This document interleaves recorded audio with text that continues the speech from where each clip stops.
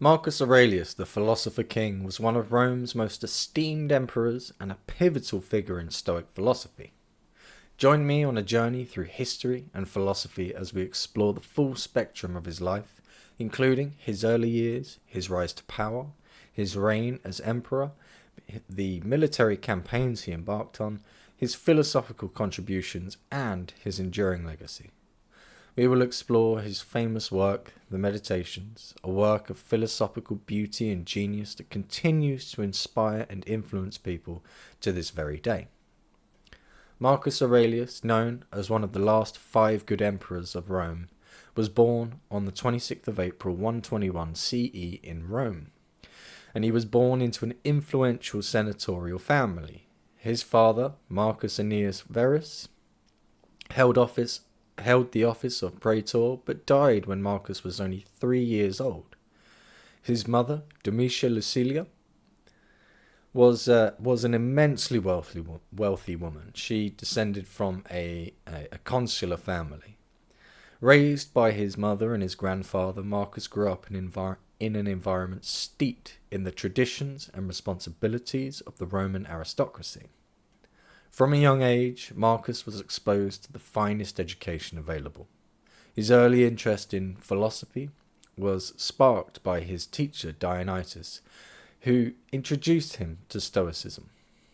He also received instruction in rhetoric and oration, which were vital skills for any Roman statesman, and he received that instruction from the esteemed rhetorician Fronto. Marcus's education in Stoicism was further deepened by the mentorship of Rusticus, who introduced him to the works of Epictetus, which profoundly influenced his thought and, perhaps more importantly, his conduct. In addition to philosophy and rhetoric, Marcus was educated in Greek and Latin literature, law, and governance, providing him with a broad and comprehensive understanding of the cultural and administrative foundations of the Roman Empire. It's worth noting at this point that the Roman Empire inherited what was left behind essentially by the Greeks, the Hellenistic world. The separate states and nations that made up the territories of Rome were formerly, for the most part anyway, formerly Hellenistic states. So they were culturally and linguistically Greek, and they were a remnant of the empire of Alexander the Great. So the vast majority of people within the empire at the time were culturally and linguistically Greek, as I say, but the Roman influence, culturally and in terms of the language, i.e. Latin, that took a couple of centuries to actually spread out among the empire and become the sort of the culture and language of the empire. So the Romans revered the Greeks, their literature, their mythology, and so on, because they were essentially picking up the mantle that the Greeks, passed on to them. A significant turning point in Marcus's life came in 138 CE, when Emperor Hadrian adopted Antoninus Pius as his successor on the condition that Pius adopt Marcus and Lucius Verus. This strategic move, ensured a stable succession and placed Marcus in direct line for the throne. Upon Pius's ascension as emperor, Marcus was granted the title of Caesar and began his preparation for future leadership. During Pius's reign, Marcus was actively involved in state affairs, gaining valuable administrative experience. He was entrusted with various responsibilities, including the oversight of legal and administrative matters. Pius's trust in Marcus was evident, as he often delegated extremely important and significant tasks to him, which allowed Marcus to gain the practical experience in governance that he would later come to rely on. In 147 CE, Marcus was given the title of Augustus, further solidifying his position as co-emperor.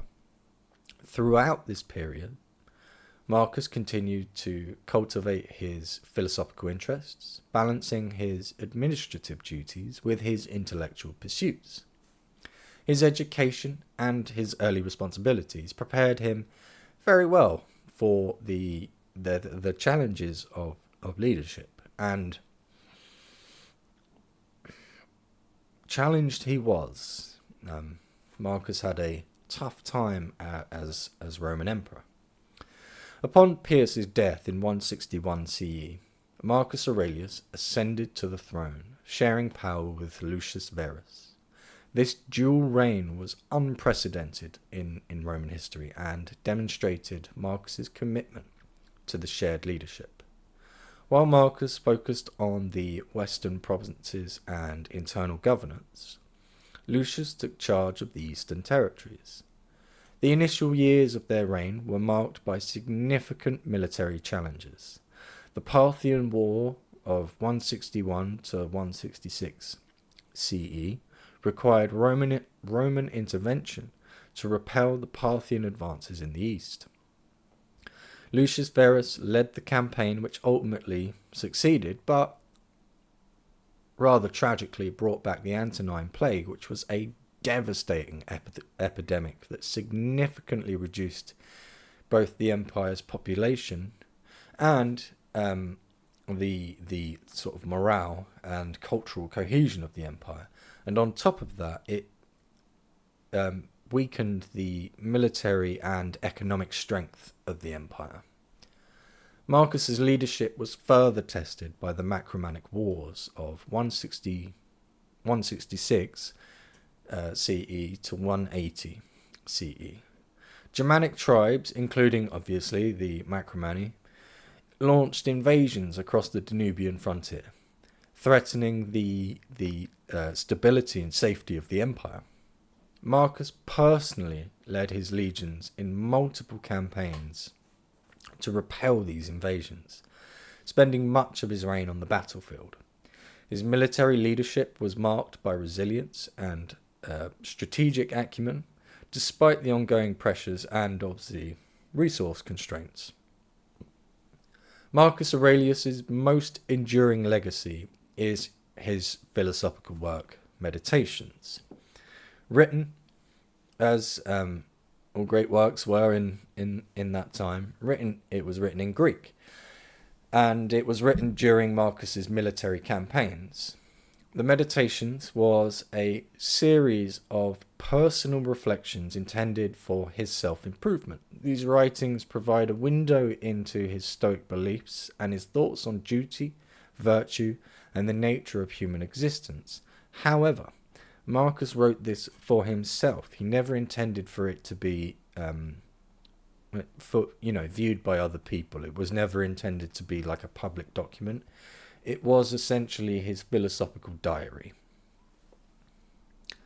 Let nothing be done without a purpose, Marcus wrote, emphasizing the importance of intentionality and moral integrity.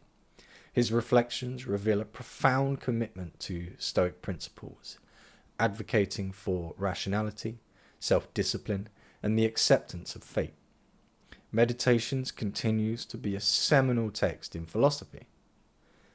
More specifically, Stoic philosophy, and it offers timeless wisdom and practical guidance for personal growth. The text also sheds light on his personal struggles and efforts to align his actions with his philosophical ideals. Despite the immense pressures of ruling an empire, pressure that the likes of you and I couldn't even begin to imagine, Marcus sought to maintain his inner tranquility and moral integrity. His writings highlight the universal challenges of leadership, self-control, and the pursuit of virtue, making them relevant across ages and cultures. We will return in a few minutes to further discuss Marcus Aurelius's philosophical contributions, but for now we will continue to explore the biography of and history of one of Rome's most famous emperors. In 145 CE, Marcus married Faustina the Younger, the daughter of Antoninus Pius. Their marriage was both a personal and political alliance aimed at strengthening the ties within the family, the ruling family. The couple had at least 13 children, potentially more, but many of them, as was common for the time, many of them didn't survive into adulthood. Among those that did were Commodus, who would later become emperor, and Lucilia. Despite the historical controversies surrounding Faustina's reputation, contemporary sources suggest that Marcus and Faustina shared a close and affectionate relationship. Marcus often praised her in his letters and in the meditations, highlighting her virtues and support. However, the deaths of several of their children brought personal sorrow to Marcus, adding to the overwhelming burdens of his imperial responsibilities. Marcus's personal life was characterized by his Stoic principles. He maintained a disciplined lifestyle, emphasizing simplicity and self-control. He often reflected on the transient nature of life and the importance of focusing on inner virtue rather than external accolades. His personal writings reveal a man deeply committed to his family, his duties, and his philosophical ideals.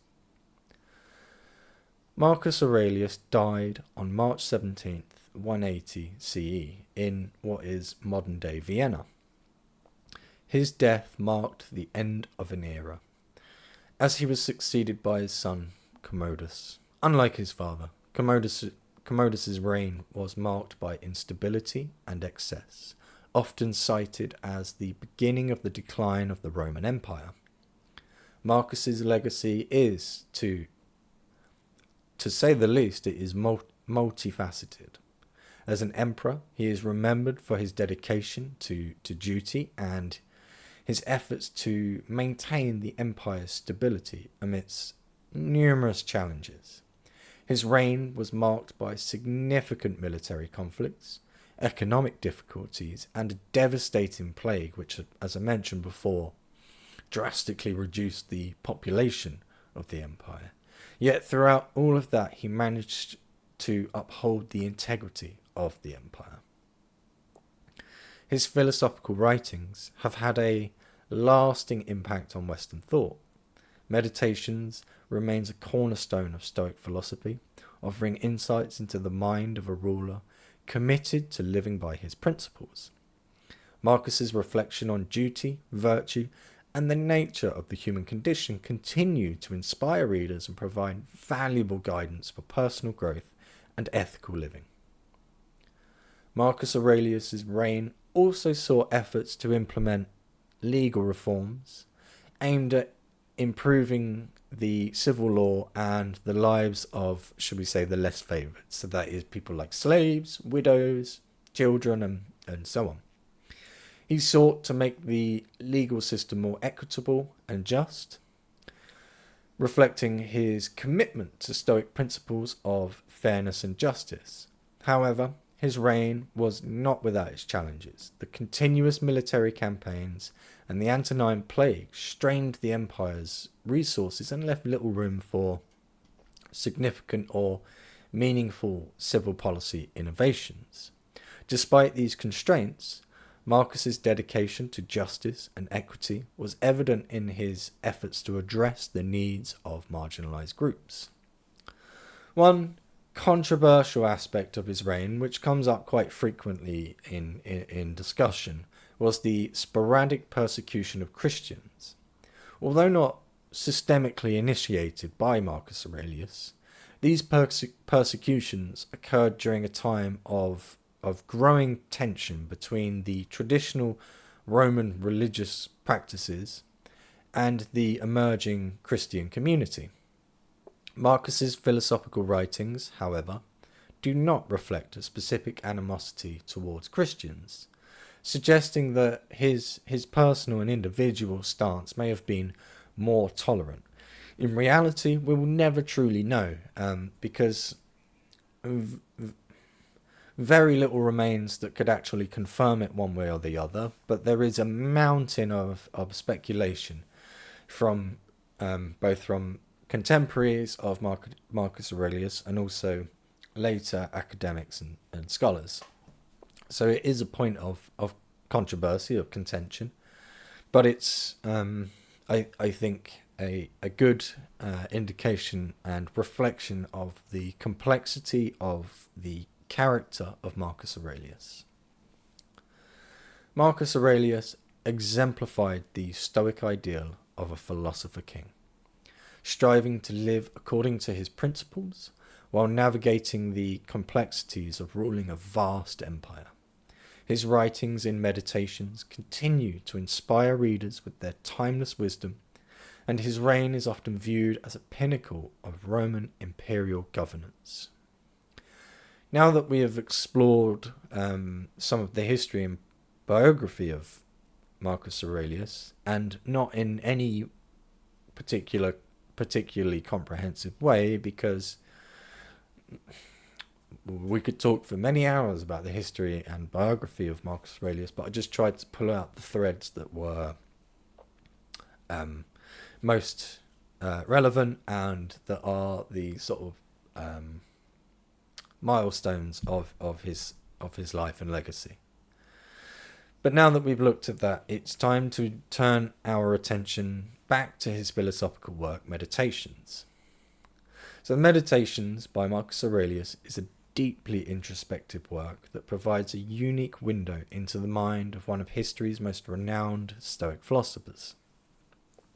The text delves into essential Stoic themes such as virtue, rationality, impermanence, inner peace, social duty, and emotional regulation.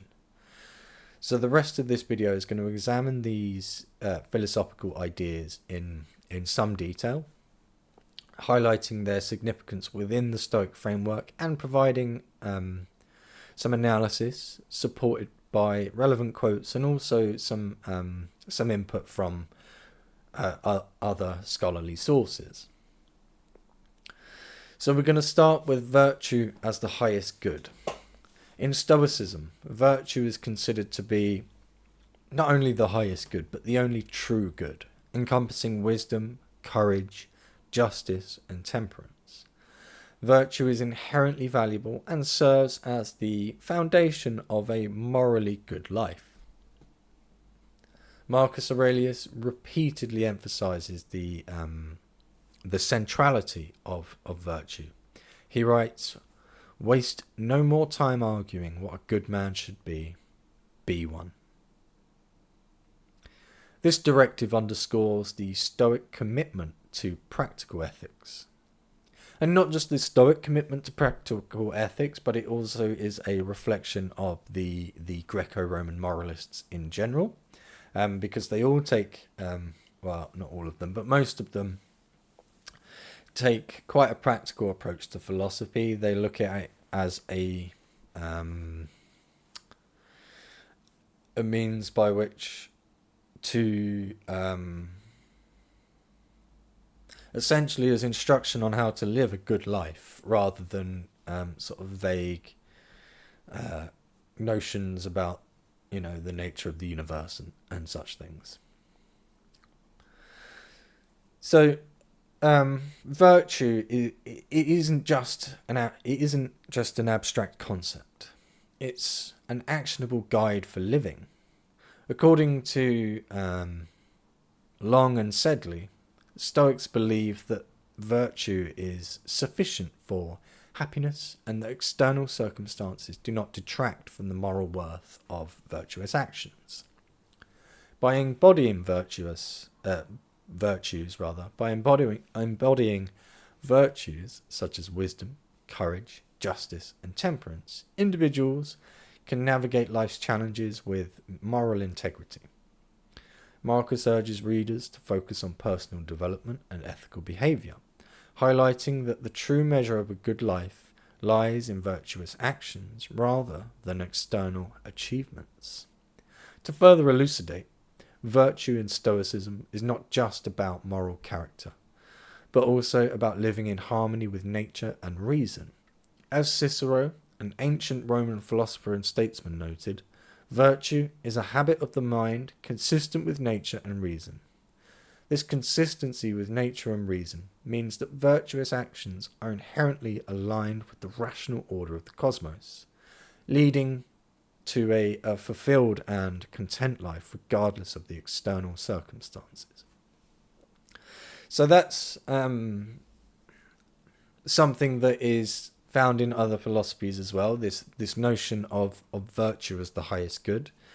In some sense, the vast majority of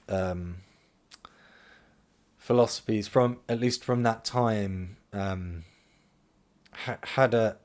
took a similar approach to put virtue at the top of the pile, as it were, as a measure of what it is to be a good person, essentially. So now we're going to have a look at the concepts of logos and rationality. Now, rationality is actually an integral part of all of these philosophical ideas that we are going to examine. So you will hear that a lot, but nonetheless, logos and rationality. Logos in Stoic philosophy refers to the rational principle that pervades the universe. Humans, endowed with rationality, can understand and harmonize their lives with this universal order. Marcus Aurelius often appeals to logos, stating the mind adapts and converts to its own purposes the obstacle of our acting. Rationality is the key to transforming obstacles into opportunities for growth. By aligning with the logos, individuals can maintain a clear and focused mind, even in the face of adversity. It is argued that the Stoics believe the understanding and living according to logos leads to eudaimonia is the word that is often cited, but that's a Greek word that essentially means flourishing.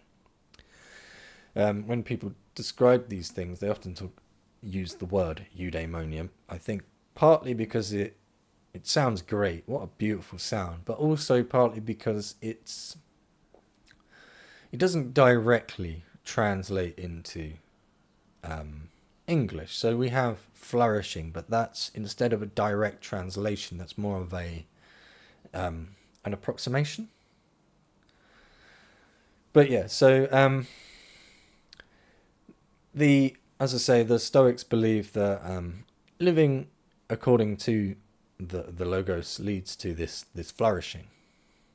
Marcus Aurelius emphasizes the importance of rational thought in achieving inner peace and moral clarity. Rationality helps to identify and dispel irrational fears and desires, leading to a life that is harmonious with the natural order. The concept of logos also ties into the Stoic belief in determinism and the interconnectedness of all things. According to Chrysippus, who was himself an early Stoic philosopher, logos is the creative fire that structures and orders the universe. This belief implies that everything happens according to a rational plan. And understanding this plan helps individuals align their actions with the greater good. So now we're going to have a look at the concept of impermanence and the nature of change. Stoicism teaches that everything in the universe is transient. Recognizing the impermanence of all things helps individuals to detach from fleeting concerns and focus on lasting values like virtue. Marcus frequently meditates on the transient nature of existence, noting, "Time is like a river made up of events which happen, and a violent stream. For as soon as a thing has been seen, it is carried away, and another comes in its place, and this will be carried away too. By acknowledging impermanence, Marcus cultivates a sense of detachment and acceptance.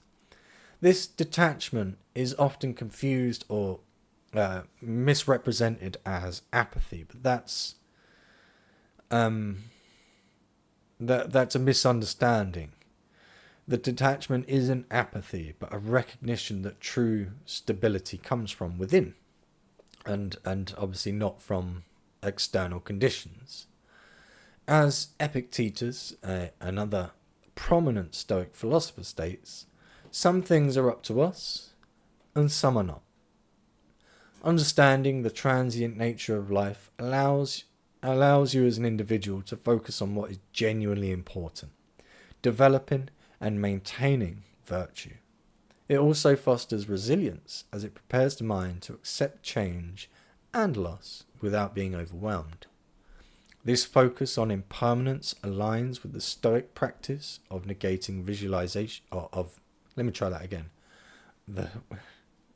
This focus on impermanence aligns with the Stoic practice of negative visualization, where individuals contemplate potential losses and adversities in order to strengthen their ability to cope with real challenges.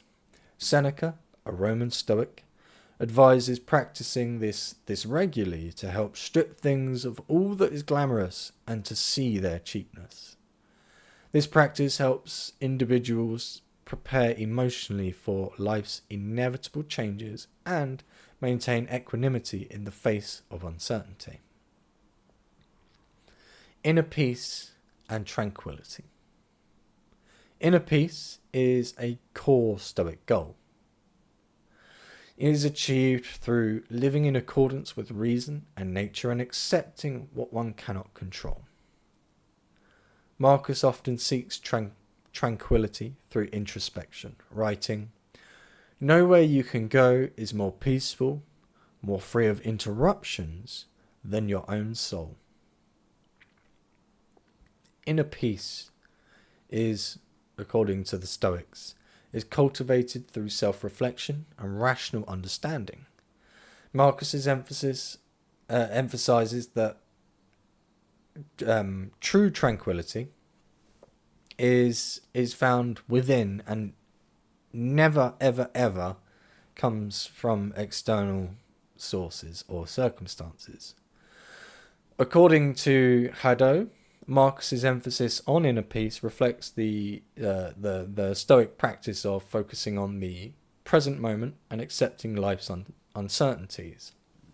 By focusing on the present moment and accepting life's uncertainties, he maintains a state of calm and equanimity. This inner tranquility is essential for dealing with the external chaos of life, as it provides a stable foundation from which to navigate challenges. The concept of inner peace also involves emotional resilience.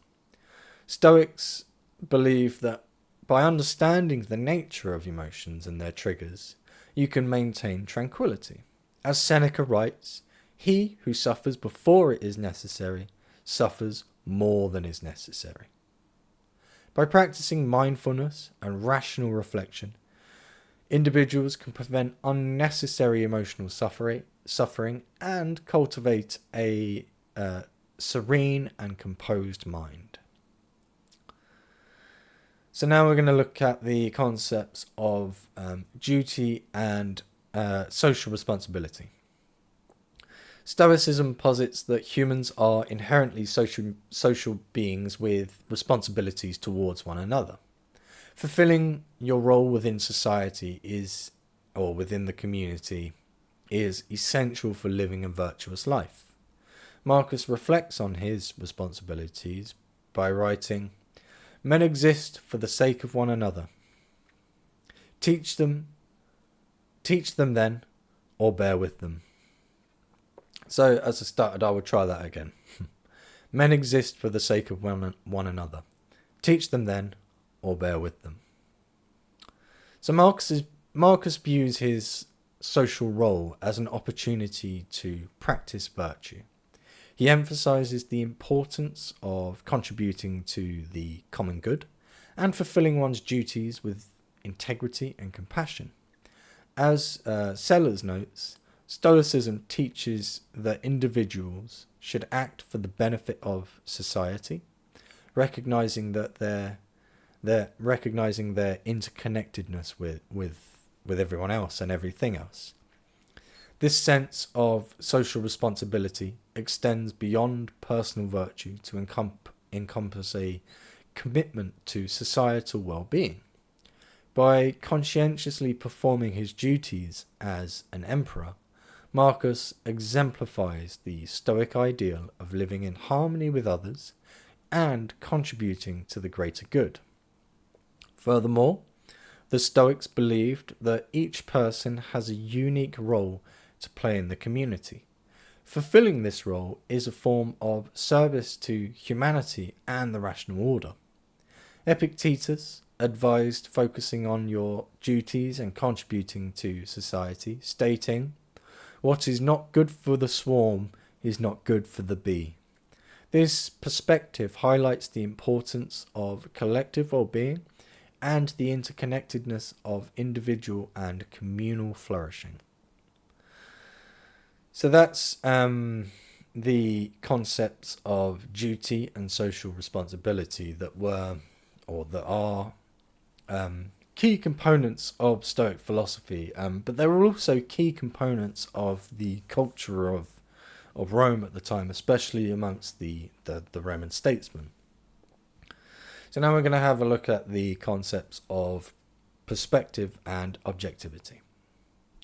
Stoicism teaches the importance of maintaining an objective perspective, free from emotional distortions and personal biases. This objective viewpoint aids in rational decision-making and emotional resilience. Marcus advises adopting a broader perspective, noting, "Look at everything that exists and observe that it is already in dissolution and in change, and as it were putrefaction or dispersion, or that everything is so constituted by nature as to die."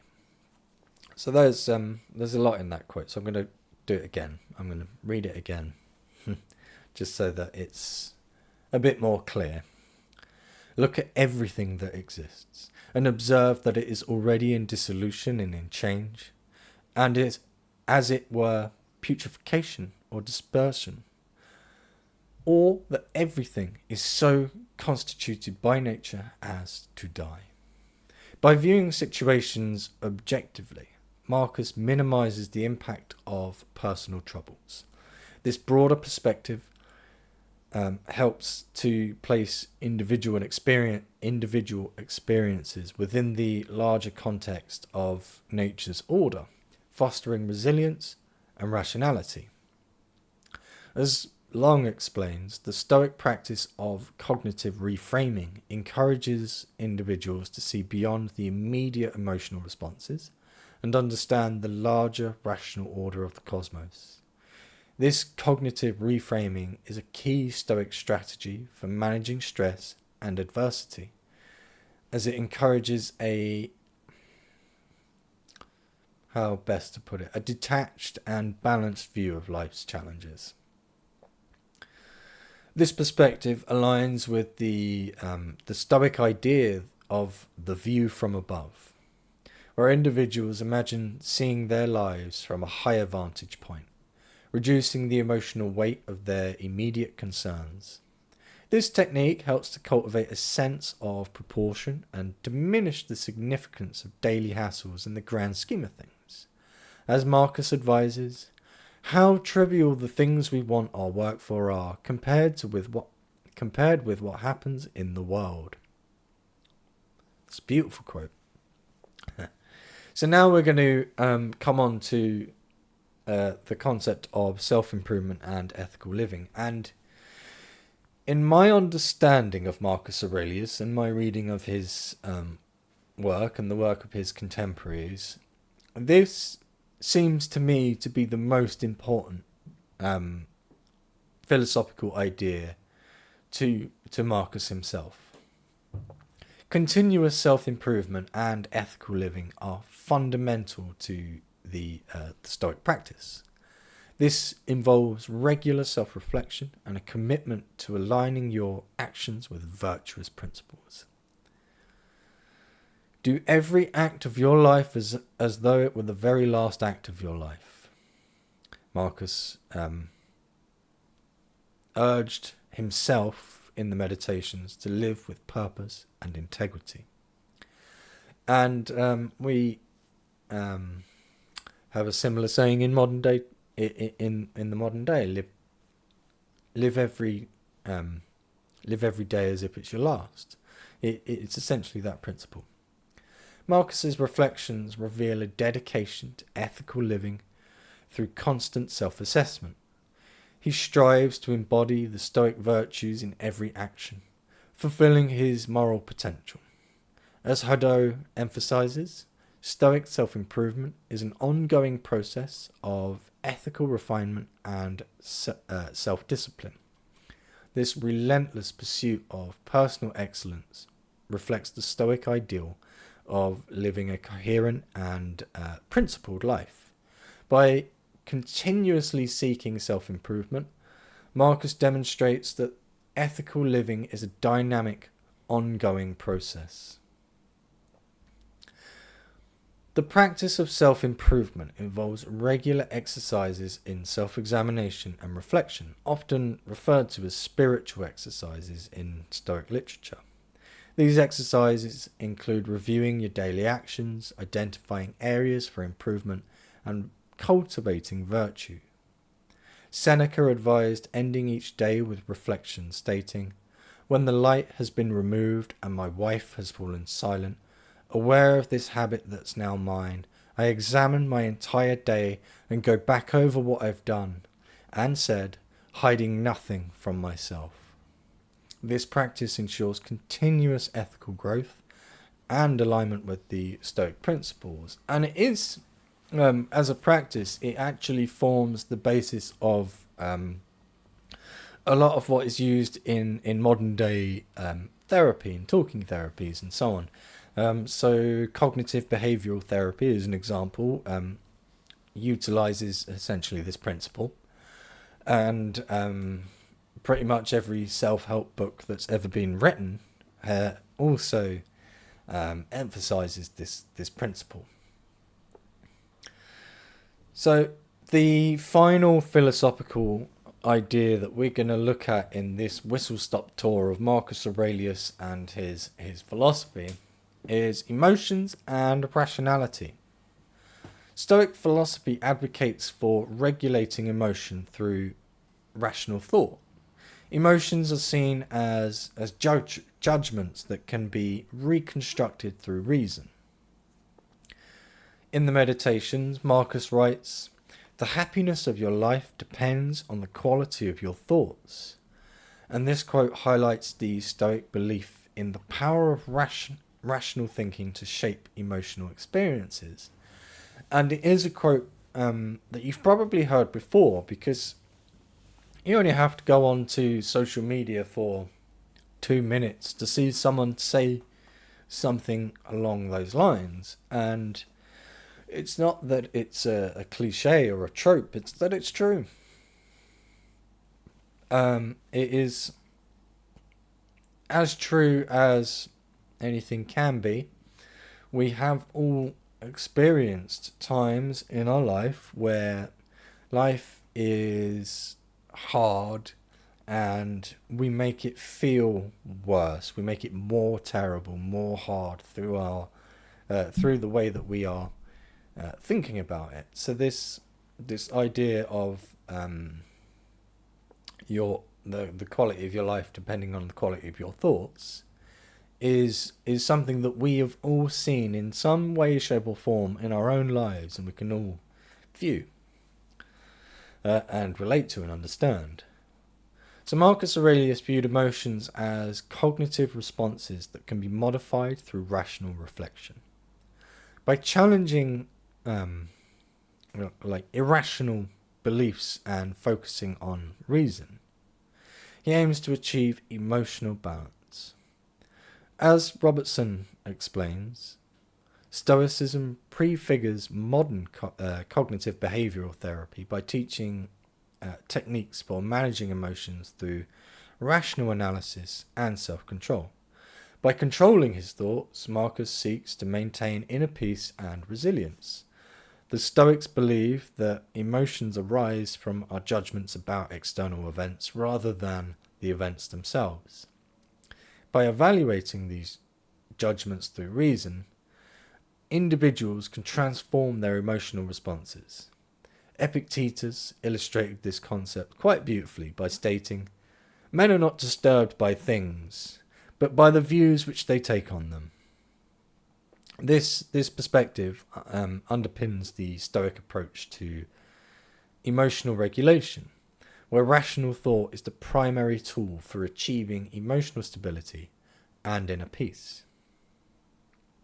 So Meditations by Marcus Aurelius offers a profound exploration of Stoic philosophy through the personal reflections of a Roman emperor.